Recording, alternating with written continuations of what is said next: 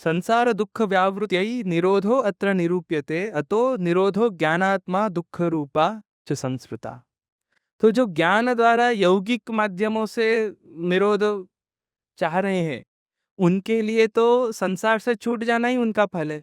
यानी कि क्या भगवान, क्या नित्य है, क्या अनित्य है, क्या संसार है, क्या अलौकिक है, इस सब का ज्ञान मिल जाना वही योगियों के लिए फल है। कल मैंने एक बात कही थी कि जैसे रासेश्वर कृष्ण को माना गया, ऐसे योगेश्वर भी माना गया है। तो योगी क्योंकि स्वयं रसात्मक कृष्ण की चेष्टा में नहीं है, तो उसके लिए तो संसार से छूट जाना ही परम फल है। संसार की पीड़ाओं से, संसार की छोटे छोटे दुखों से छूट जाना वही उसके लिए फल है। तो संसार ही छोड़ देना उसके लिए लाभदायक है।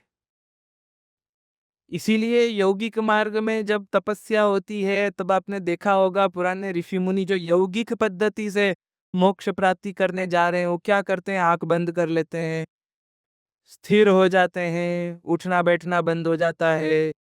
बाद में योग की ऊपर ऊंची दशाओं में खाना पीना छोड़ देते हैं और धीरे धीरे जो है वो भगवान में विलीन हो जाते हैं। ये यौगिक पद्धति है।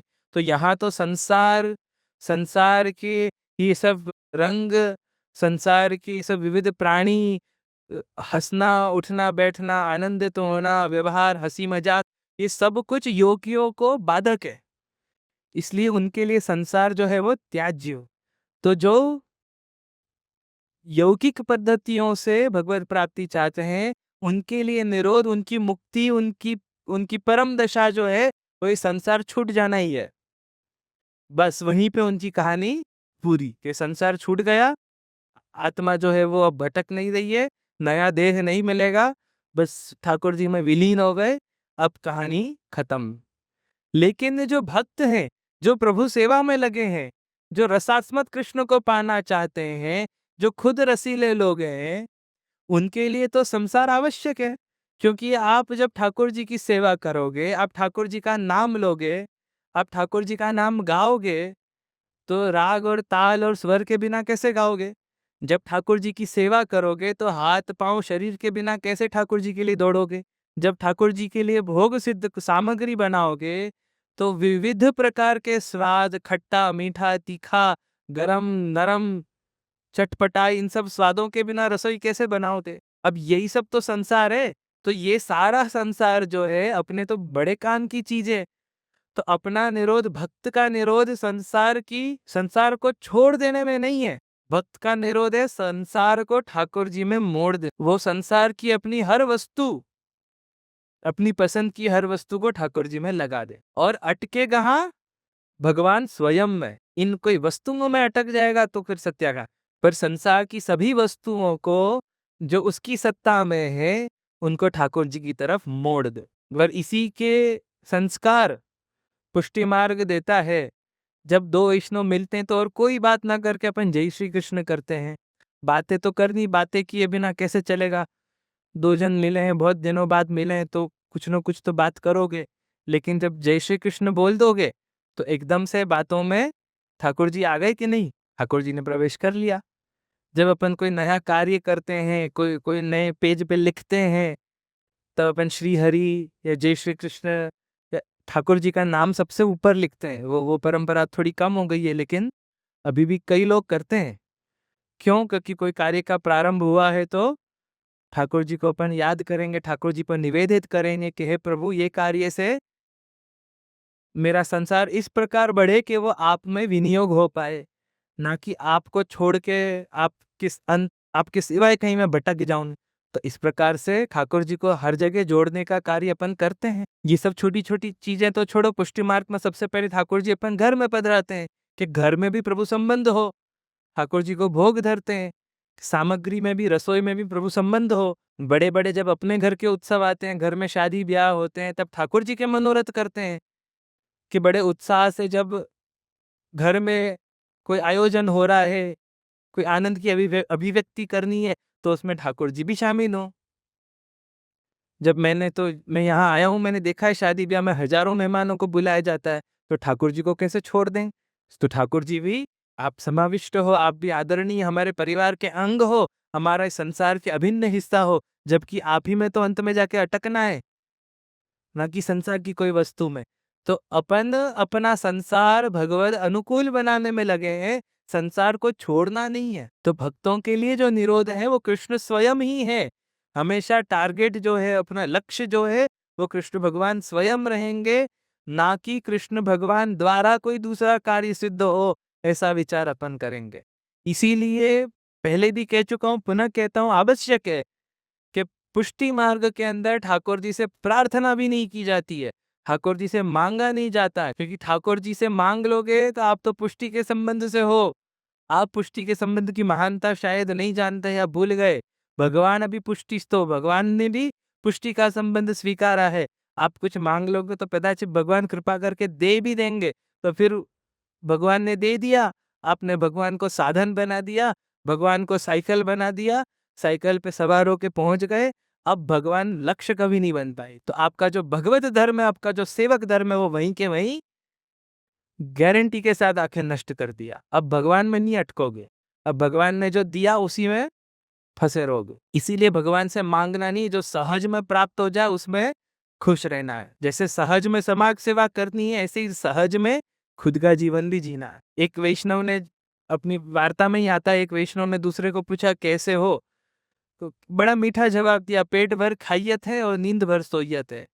इसमें पूरे संप्रदाय का सार आ है। पेट भर के खाना मिल रहा है ना, तो बस और चिंता की बात नहीं है। रात को शांति से सो पा रहे हो तो बस और चिंता की बात नहीं, इससे ज्यादा चिंता करनी ही नहीं। अब चिंता करो तो ये करो कि प्रभु कैसे मिले। इस प्रकार से महाप्रभु जी यहाँ बहुत सारी बातें कह गए, सब कुछ विस्तार नहीं करते हैं, अपन कथा में आगे बढ़ते हैं।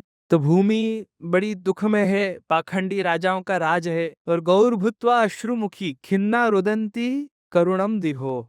तो अब भूमि जो है वो सर्वप्रथम गाय का रूप लेकर के अपने पिता यानी कि ब्रह्मा जी के पास चली। अब गाय का रूप क्यों?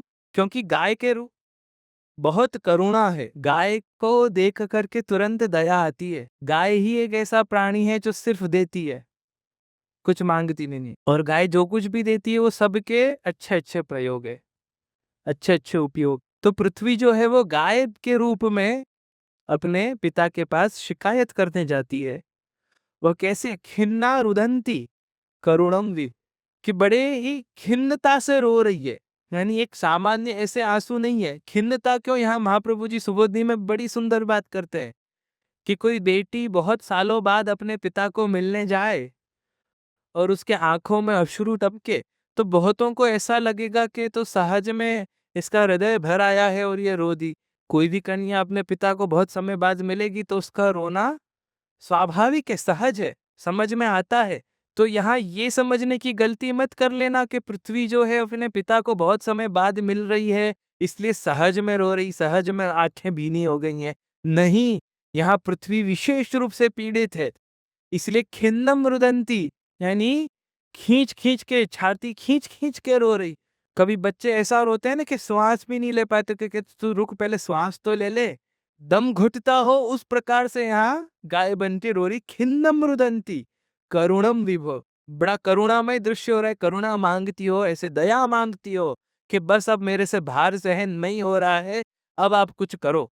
इस प्रकार से बड़ी दयनीय स्थिति में पृथ्वी अपने पिता के पास उपस्थित आनते तिके तस्मै व्यसनम समवोचत। इस प्रकार बड़े ही दयालु स्थिति में एकदम दया आ जाए, ऐसे करुणा वाले ऐसे चेहरे के साथ अपने पिता के सामने अपनी गाथा, अपना दुख सब कहने लगी। अब यहाँ महाप्रभु जी कह रहे हैं कि वैसे तो पृथ्वी भी भक्त है, और भक्त तो क्या, पृथ्वी ठाकुर जी की पत्नी है। आप दक्षिण में कई मंदिरों में गए हो तो कई मंदिरों में भूदेवी के नाम से एक स्त्री के रूप में, ठाकुर जी की पत्नी के रूप में ठाकुर जी के बाजू में उनको पूजा भी जाता है। उत्तर भारत में ये सभ्यता शायद नष्ट हो भी, दक्षिण में आज भी है। और ठाकुर जी की हजारों पत्नियों में से एक भूदेवी भी है, और भूदेवी जो है वो ये पृथ्वी का ही आदि दैविक स्त्री का रूप। तो पृथ्वी जो है गाय के रूप में ब्रह्मा जी के पास यद्यपि गई है, किंतु पृथ्वी भी ये जानती है और ब्रह्मा जी भी ये जानते हैं कि ये जो दुख है ये बड़ा भारी दुख है, इसका समाधान ब्रह्मा जी के हाथ में नहीं है।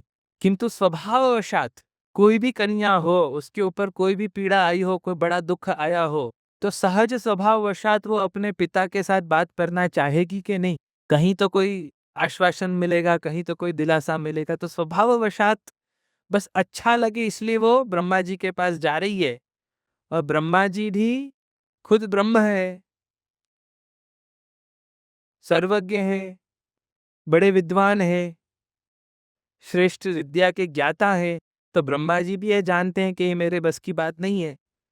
तो तुरंत ही ब्रह्मा जी कहते हैं कि तू पहले पहले तो रो ले, जितना रोना है तू मन भर के पेट भर कर रो ले, और फिर अपन चलेंगे ठाकुर जी के पास, फिर अपन चलेंगे भगवान के पास, क्योंकि तेरे दुख का समाधान तो भगवान ही कर पाएंगे। ब्रह्मा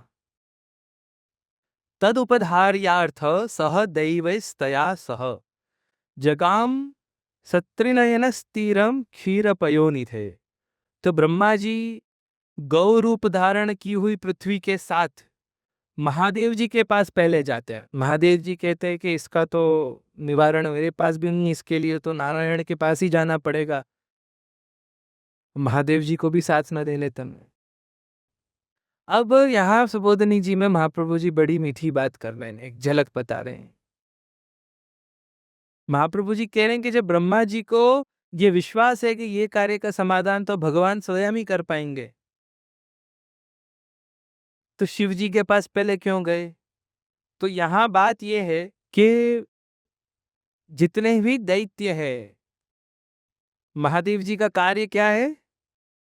नाश करना, प्रलय लाना। और दैत्यों का भी स्वभाव नाश करने का ही है। तो जितने भी दैत्य हैं, जितने भी असुर हैं, दैत्यों की सेना, दैत्यों के असुरों के राजा शिव जी को माना गया है। तो उनका पालन पोषण शिव जी करते हैं। तो जब अब किसी कारणवशात ये दैत्य, ये दुष्ट अब भक्तों को त्रास देने लगे हैं, भक्तों को दुख करने लगे हैं, तो भगवान तो अब आएंगे ही। तो दैत्यों को कोई और विषय देना पड़ेगा कि नहीं? एकदम से ठाकुर जी आएंगे, दैत्यों का वध करें, संहार करें, तो दैत्य जाएंगे किनके पास? अपने राजा के पास ही जाएंगे, शिव जी के पास जाएंगे। तो शिव जी को भी उनके रंग की, उनकी प्रजा की रक्षा करनी भगवान का ही दिया हुआ उत्तरदायित्व है। और यहाँ शिव जी को त्रिनयन कहा, तीन आंखों वाले। तो यहाँ तीन आंखों के पीछे सुबोधनी में महाप्रभु जी बता रहे हैं कि शिव जी भी अत्यंत कृपालु है, अत्यंत दयालु है। वो सभी प्रकार के तीन नयनों से समस्त मनुष्यगण, समस्त देवतागण और समस्त असुरगण तीनों के ऊपर कृपा दृष्टि रखते हैं। तो वो असुरों का भी भला सोच रहे हैं कि अब तो इन भक्तों का दुख हरण करने के लिए स्वयं भगवान आने वाले हैं, तो अब असुरों की चलेगी क्या? अब तो असुर सारे ऐसे ही नष्ट हो जाएंगे, तो उनको मैं कोई और विषय दे दूं कि वो खुद ही कहीं और कार्य में भटक जाए और उनको खत्म ना होना पड़े। तो कृपा दृष्टि से असुर बच जावे, और साथ ही साथ असुर शिव जी को कोई ऐसे अटपटे स्थान में ना पधरा दें कि जब एकदम से असुरों पे जब ठाकुर जी क्रोध करेंगे और असुरों पे दबाव आएगा, तो वो जाएंगे शिव जी के ही पास, और फिर शिव जी को ठाकुर जी को विनती करनी पड़े कि अरे जरा इनको भी बचा लो। तो एक बाजू गाय बन के पृथ्वी खड़ी है, और एक बाजू शिव जी खड़े हो जाएंगे, महादेव जी खड़े हो जाएंगे, और ठाकुर जी बीच में फंस जाएंगे। तो ये दूरदृष्टि ब्रह्मा जी की रही कि मैं पहले ही शिव जी को मेरे साइड ले लूं, तो अब ये रोती हुई मेरी कन्या, मेरी बेटी, इसको पहले महादेव जी के पास ले जाऊं तो वो दया दृष्टि पड़ेगी, तो उनको भी करुणा जागेगी कि अरे नहीं नहीं, पृथ्वी के साथ तो बहुत बुरा हो रहा है।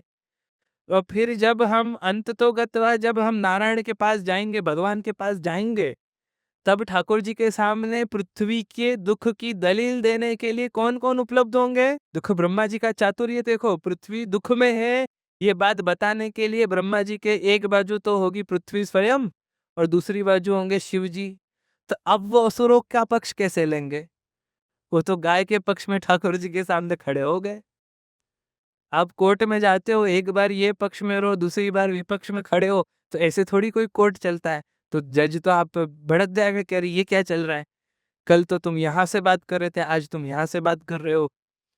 तो ब्रह्मा जी ने वो दूरदृष्टि भी रखी कि एक तो शिव जी का जो दयालु स्वभाव है, उस स्वभाव का लाभ लेते हुए वो पहले ही अपनी असुर सेना को किसी और कार्य में व्यस्त कर दे। पृथ्वी के मदद के लिए जब ठाकुर जी आएंगे तब वो उसमें नष्ट न हो जाए। और साथ ही साथ भगवान के सामने जब पृथ्वी के दुख की प्रस्तुति हो तो पहले से ही शिव जी पृथ्वी के पक्ष में खड़े रहे। तो इस प्रकार से तीनों जन और अन्य भी देवी देवता, अन्य देवताओं का यहाँ वर्णन आता है। तो वे सब जाके क्षीर सागर के तट पे खड़े हो गए।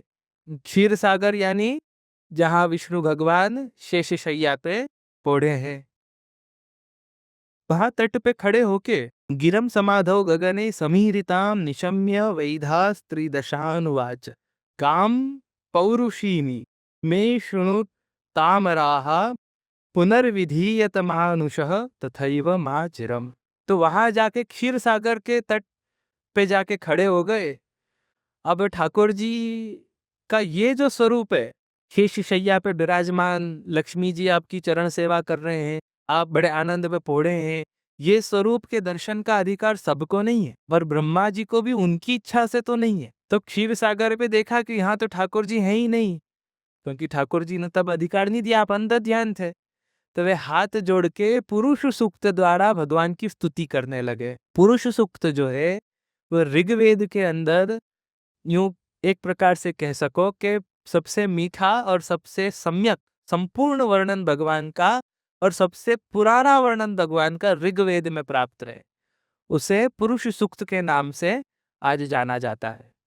तो पुरुष सूक्त की स्तुति द्वारा ऋग्वेद के वचनों का मंथन करने लगे, बोलने लगे और समाधि की अवस्था में चले गए। समाधि की अवस्था में भगवान उनके समक्ष आए और ब्रह्मा जी को कुछ बोलने की जरूरत नहीं पड़ी, आवश्यकता ही नहीं पड़ी। भगवान जैसे ही प्रकट हुए, भगवान ने कह दी कि अरे मुझे पता है आप क्यों आए हो और आप उसकी चिंता मत करो, बहुत ही जल्द मैं पृथ्वी पे आ रहा हूँ, अवतार लेने आ रहा हूँ। और जहां तक पृथ्वी के दुख का सवाल है, आप उसकी बात ही मत करो, वो तो मेरी पत्नी है।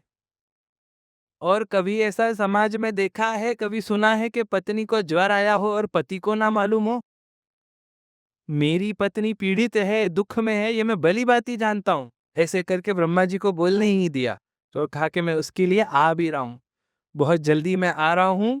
और फिर ठाकुर जी ब्रह्मा जी को और अन्य देवों को उपदेश कर रहे हैं कि ये पृथ्वी का दुख तो पहले से जान लिया है, मैं ईश्वरों का भी ईश्वर ऐसे भगवान है। तो अन्य देवतागण ब्रह्मा जी इत्यादि सबको आप आज्ञा कर रहे हैं, सबको आप विस्तार से बता रहे हैं कि मेरी आने की तैयारी करो। और वो आगे के श्लोक में वसुदेव गृहे साक्षात भगवान पुरुषः परः जानिष्यति तत्क्रियार्थम संभवन्तु सुरस्त्रियः।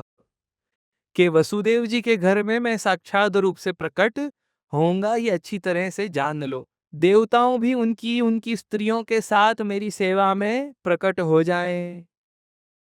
तो उस समय में जितने भी ब्रज भक्त थे वे सब भी देवतागण ही थे जो अपनी अपनी स्त्रियों के साथ प्रकट।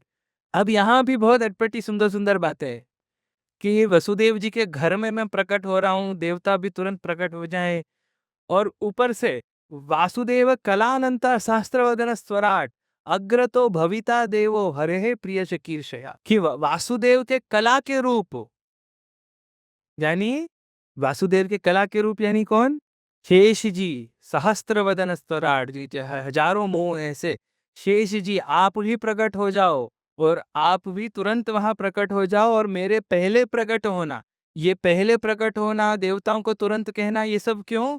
क्योंकि जब राम अवतार हुआ था, ये सुबोधि में महाप्रभु जी कह रहे हैं, जब राम अवतार हुआ था तब भी शेष जी आप मेरे भाई बन के आए थे। तब शेष जी कौन से रूप से थे? कौन से रूप से आए थे? लक्ष्मण जी के रूप में आए थे। पर तब शेष जी क्योंकि छोटे भाई बन के आए थे और बड़े भाई और छोटे भाई में बड़े भाई के वचन को प्राधान्य होता है, तो जब रामचंद्र जी ने ऐसी ऐसी आज्ञा की कि जिसमें ठाकुर जी को स्वयं को श्रम पड़ा, वनवास जाने की आज्ञा की, लक्ष्मण जी कुछ नहीं बोल पाए।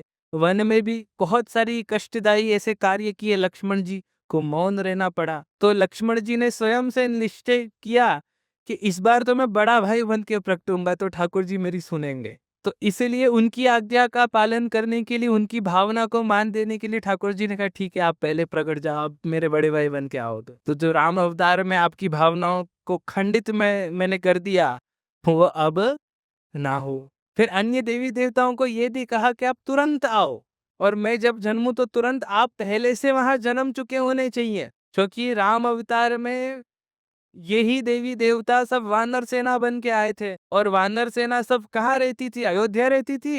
वो तो किष्किंधा में दक्षिण भारत में रहते थे। तो वनवास के कितने ही सालों बाद सीता जी को ढूंढते ढूंढते कब जाकर के ठाकुर जी को उनकी देवी देवताओं की सेना मिली। तो ठाकुर जी ने ये भी तब बहुत रुकाया, बहुत घुमाया।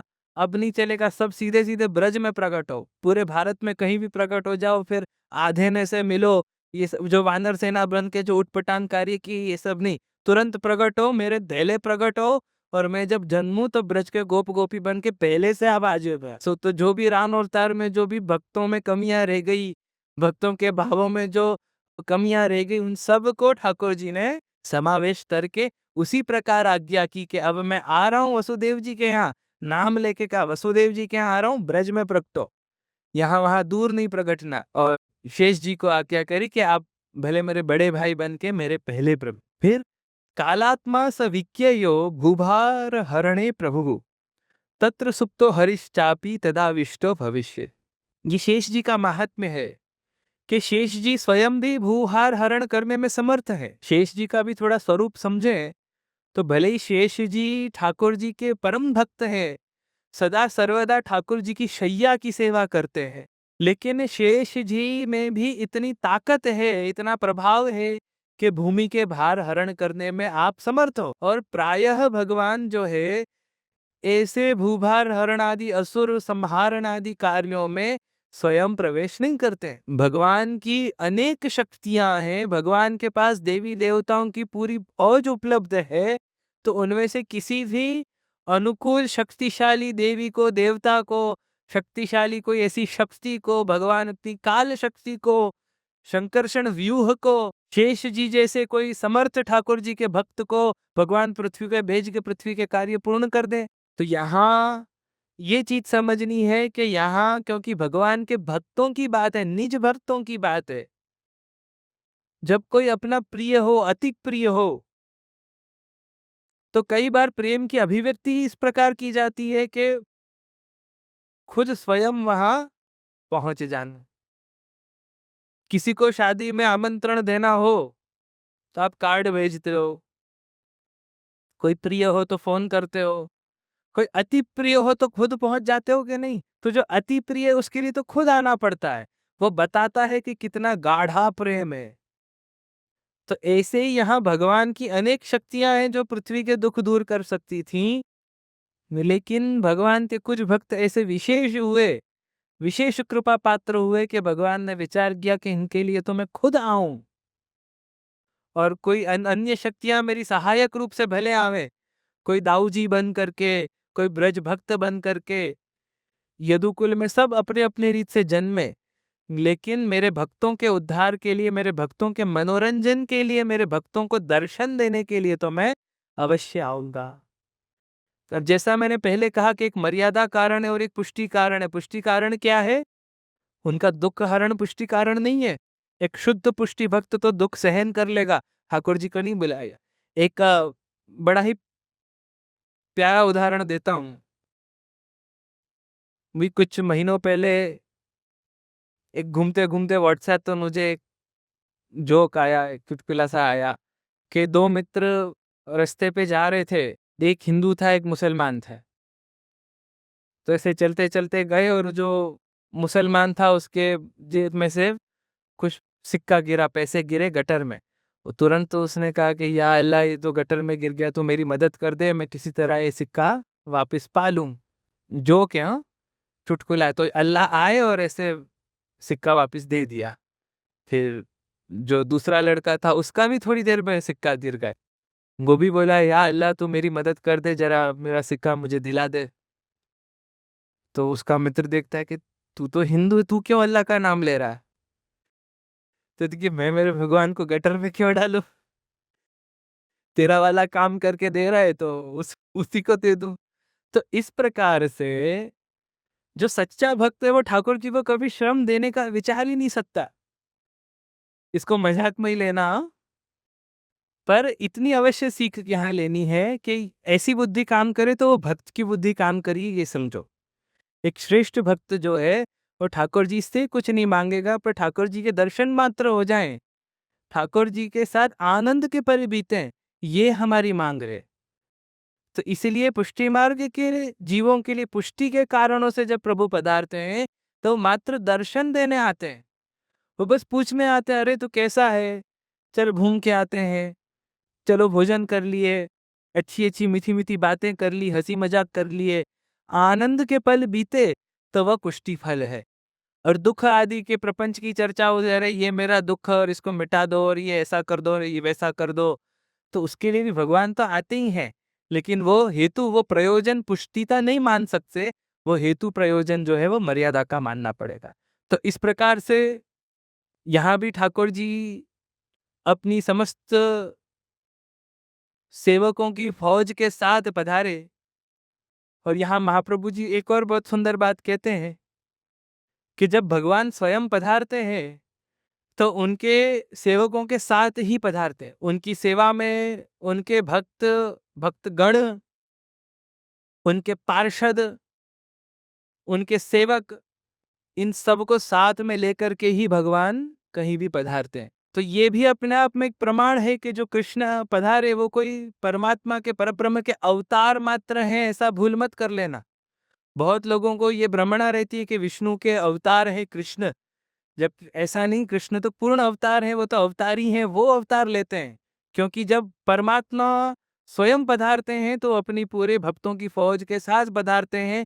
और यहाँ भी स्पष्ट वर्णन आ रहा है कि सभी देवी देवताओं को प्रकट होने की आज्ञा दे दी, अपनी अपनी स्त्रियों के साथ आप प्रकट जाओ।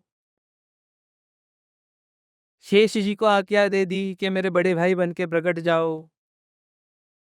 भगवान की जो काल शक्ति है, काल शक्ति को आज्ञा दी कि आप देवी बन के जाओ। जो माया शक्ति है कि आप यथा योग्य, जब आपकी जरूर पड़ेगी, जब आपकी आवश्यकता होगी, तब मैं आपको बुलाऊंगा और आप वहीं बस जाओ। फिर वापस ठाकुर जी ने उनको बुलाया नहीं, आप वहीं बस जाओ और आपकी प्रसिद्धि लोक में इस प्रकार होगी कि जब जब लोगों को लौकिक कोई आकांक्षाएं होंगी, लौकिक कामनाएं होंगी, तब आपको काली के रूप में, चामुंडा के रूप में, वैष्णो देवी के रूप में इत्यादि हजारों नामों से लोग आपकी आराधना करेंगे और जिनको जो चाहिए उनको आप वो दे दे। इस प्रकार से संसार चक्र चलता रहे। जो सांसारिक ही हैं, जिनकी गति संसार में ही है, उनको सांसारिक फल देने का कार्य भी आप करते रहें। क्यों ये आज्ञा की? अभी अपन समझ चुके कि ठाकुर जी से कुछ मांगोगे तो ठाकुर जी को साधन बना दोगे और फिर तो ठाकुर जी मिलने से रहे। तो ये जो लौकिक कामनाओं की पूर्ति कौन करे, लौकिक छोटी मोटी चीजें ये सब कौन देखे? तो ठाकुर जी में अपनी शक्ति को यह आज्ञा दी कि आप विभिन्न नाम से अलग अलग देवियों के रूप धारण करके लोक में प्रसिद्ध होगी, आपके मंदिर बनेंगे, लोग आपको, आपकी पूजा करेंगे, आपको विभिन्न चीजें अर्पण करेंगे और उनकी जो भी लौकिक कामनाएं हैं वो सब आप पूरी करके देना। तो इस प्रकार से ठाकुर जी की जितनी भी शक्तियां हैं, ठाकुर जी का स्वयं का जितना भी समुदाय है, सबको आज्ञा कर दी कि आप जाके पृथ्वी पे प्रकट हो।